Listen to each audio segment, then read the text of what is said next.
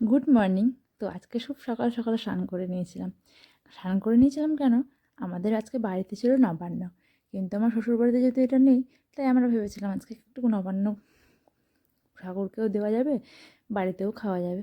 তাই স্নান করে আমি এখানে মিষ্টি আনতে চলে গিয়েছিলাম।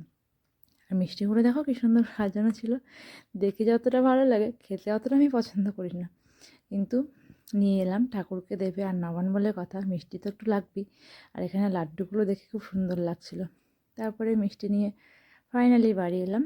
তারপরে মা এখানে সব ঠাকুরদের নবান্ন দিল, তারপরে আমাদের জন্য সবার জন্য নবান্ন ঠিক করলো।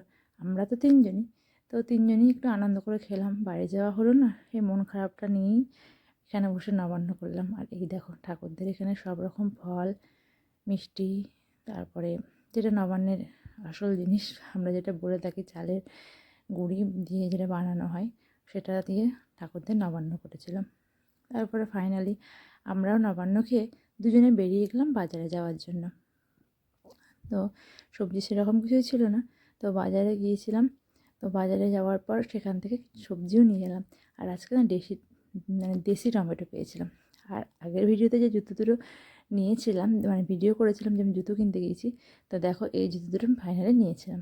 তো আজকে এই নতুন জুতো দুটো পরেই বাজারে গিয়েছিলাম। আর এই দেখো বড়মশাই এখানে সানগ্লাস পরেছে, আর আমি সানগ্লাস আনতে ভুলে গেছি। অ্যাজ ইউজুয়াল আমি বেশিরভাগ ভুলেই যাই। তারপরে দেখো টাটকা টাটকা সবজি, ফ্রেশ একদম। আর শীতের সবজি যেন দেখতে মজা লাগে। আর টমেটোগুলো ছিল দেশি টমেটো, হেভি। তারপরে সে রান্নাবান্না সব কিছুই আর ভিডিও করিনি। তারপরে আজকে আমি সন্ধ্যাবেলা একটু শাড়ি পরেছিলাম, অনেক দিন শাড়ি পরা হয় না। আর এদিকে দেখো মা, আর যাওয়ার পথেই এই মন্দিরটা পড়ে। আসলে যাওয়ার পথে পুলিশ স্টেশন, আর পুলিশ স্টেশনের পাশেই এই মন্দির। আর এই দেখো বড়মশাই চললো, এদিকে আমরা তিনজনই হেঁটে হেঁটে যাচ্ছিলাম। রেল ক্রসিংটা করে তারপরে ওই পারে মানে কাছে যাওয়া হয়, তাই রেল স্টেশন হয়ে গিয়েছিলাম। তো গিয়েই প্রথমে মাছ বাজারে গেলাম, কারণ আজকে মাছ খাইনি। কালকে মাছ মানে সকালে আনার থেকে আমাদের মনে হয় রাতে এনে রাখলে বেশি সুবিধা হয়। তো এখান থেকে আমরা পাবদা মাছ নিয়ে নিয়েছিলাম। আর এখানেও দেখো মাছগুলো দেখে খুব ভালো লাগছিলো। আসলে আমি কিন্তু এত মাছ চিনিও না, কিন্তু আমার দেখতে ভালো লাগে তাই আমি দেখি। তারপরে ওখান থেকে আমি বিরিয়ানি নিয়েছিলাম, অনেক দিন বিরিয়ানিও খাওয়া হয়নি। তো বিরিয়ানি তো আমার খুব ফেভারিট খাবার, মানে বলতে হয়, আশা করি অনেকেরই ফেভারিট। আর দেখো বর দাঁড়িয়ে এখানে বিরিয়ানি নিচ্ছিলো।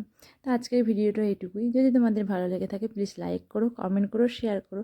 তো অনেক দিন ভিডিও দেওয়া হয়নি, তো প্লিজ তোমরা সাবস্ক্রাইব করো। দেখা হচ্ছে আবার নেক্সট